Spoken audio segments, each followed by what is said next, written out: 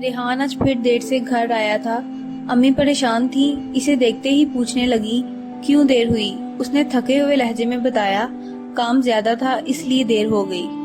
अम्मी मुतमईन होकर सो गई, जबकि उसकी बीवी खाना गर्म करने लगी।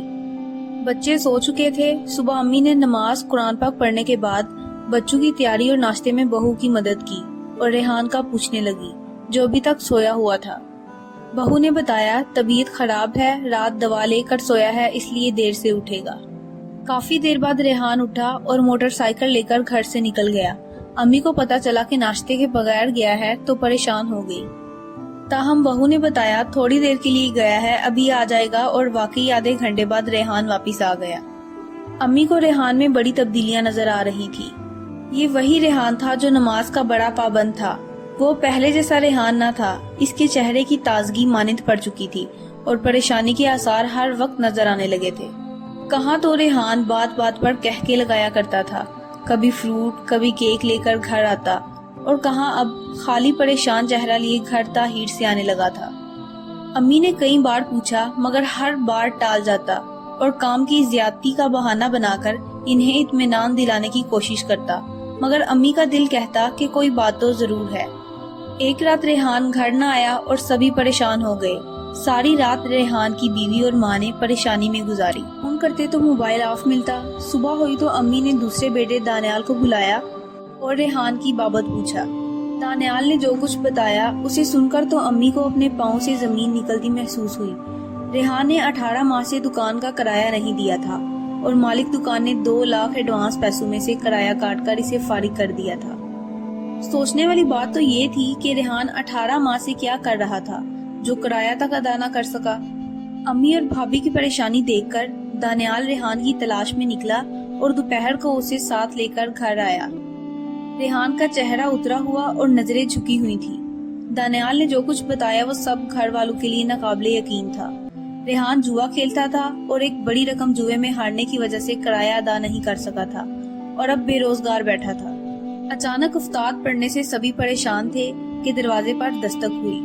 दानियाल ने दरवाजा खोला तो एक आदमी रेहान से अपना 80,000 का कर्ज लेने आया था। दानियाल ने कहा, रेहान घर पर नहीं है। दोबारा आने का कहकर उसे चलता करने की कोशिश की, मगर वो जाने को तैयार नहीं था। वो जी, रेहान की अब दुकान भी नहीं रही, मालिक ने वापस ले ली है, वो हमारा कर्जा कैसे अदा करेगा? मुझे अपने पैसे चाहिए। अच्छा, शाम को आना, फिर बात करेंगे। दानियाल ने नरमी से कहा तो वो चला गया, वरना तो गली में शोर शराबे का हादसा पैदा होने का इम्कान साफ नजर आ रहा था। अभी थोड़ी सी देर गुजरी होगी कि एक और आदमी ने दस्तक दी। रेहान चारपाई पर परेशान लेटा था। बीवी ने दरवाजा खोलकर पूछा तो आने वाले ने कहा, रेहान साहब को कह देना सलीम आया था जिससे इन्होंने 50,000 की फ्रिज ली थी, फौरन पैसे दे, मुझे अशद जरूरत है। जी भाई, बता दूंगी, कहकर बीवी ने दरवाजा बंद कर दिया। अम्मी हैरानो परेशान थी कि रेहान को ये बुरी लत कैसे और कब पड़ी। अच्छा खासा पढ़ा लिखा लड़का था, बीकॉम करके फैक्ट्री में काम कर रहा था कि कारोबार का शौक चढ़ाया और नौकरी छोड़कर मोबाइल की खरीदो फरोख्त की दुकान डाल ली। अब 2 बच्चे थे, बीवी भी थी, घर के अखराजात थे और बेरोजगार कर्जों तले दबा बैठा था। दानियाल ने बताया, कई माह से ये सिलसिला जारी था। मैचों पर शर्तें लगाता था। एक दफा रात के वक्त मुझे पता चला जब शर्त हारने पर उसे 1 लाख के इवज लोग मरने मारने पर उतर आए थे, तो मैंने बदनामी के डर से किसी से उधार लेकर उसे बचाया था और समझाया था कि ये काम ना करे, मगर लगता है इसने ये काम नहीं छोड़ा। नतीजा आपके सामने है। ये कोई छोटा बच्चा तो नहीं कि उसे समझाया जाए। ये आकिल बालिग है, मुझसे ज्यादा पढ़ा लिखा है। बेटा, 1 के 100 बनाने के चक्करों में उसका ये हाल हुआ है, अब फाके करेगा तो अकल ठिकाने आ जाएगा। अम्मी ने आह भरते हुए कहा।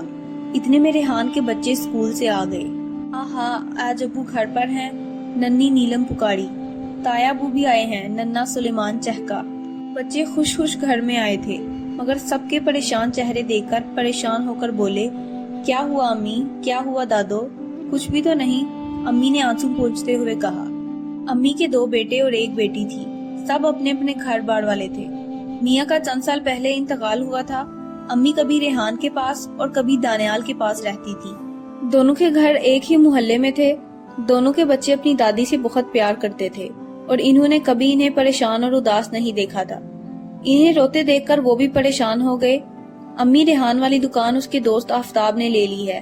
دانیال نے دوسرے دن آ کر امی کو بتایا تو پریشانی میں مزید اضافہ ہوا۔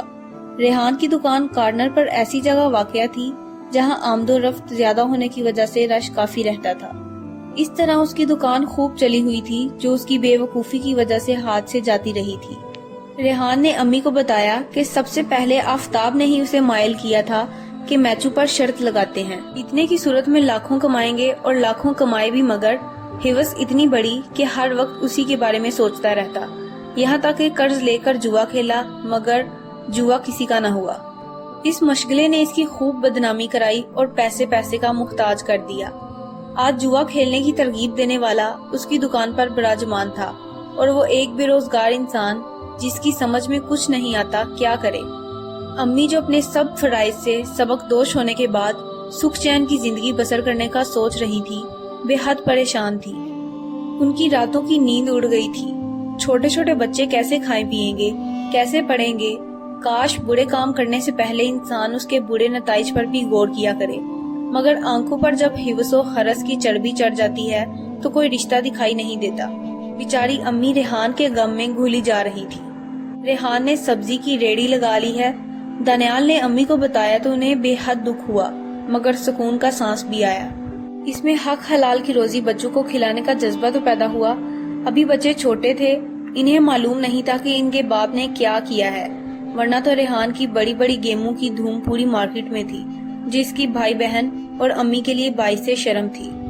ان کو اس معاشرے کا سامنا کرنا تھا جو یہ کہتا تھا کہ ان کا بیٹا جواری ہے، ان کا بھائی جواری ہے، مگر معاشرہ یہ نہیں بتاتا کہ اس کو اس حال میں کس نے اور کیسے پہنچایا۔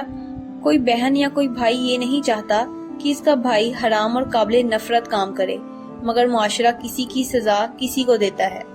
جرم ایک شخص کرتا ہے مگر سزا پورے خاندان کو تانے تشنوں کی صورت میں بھگتنا پڑتی ہے۔ اس کے بچوں کو بھی یہ سزا مل سکتی ہے۔ اسی ایک بات نے ریحان کو ریڑھی لگانے پر مجبور کیا تھا۔ محنت میں کوئی آڑ نہیں، آج حالات مشکل ہیں تو کل اچھے دن بھی آئیں گے، امی نے سوچا اور نماز پڑھنے کی تیاری کرنے لگی۔ آج انہوں نے اپنے رب کا شکر ادا کرنا تھا جس نے ان کے بیٹے کو جوئے کی دلدل سے نکال باہر کیا تھا اور ہدایت کا رستہ دکھایا۔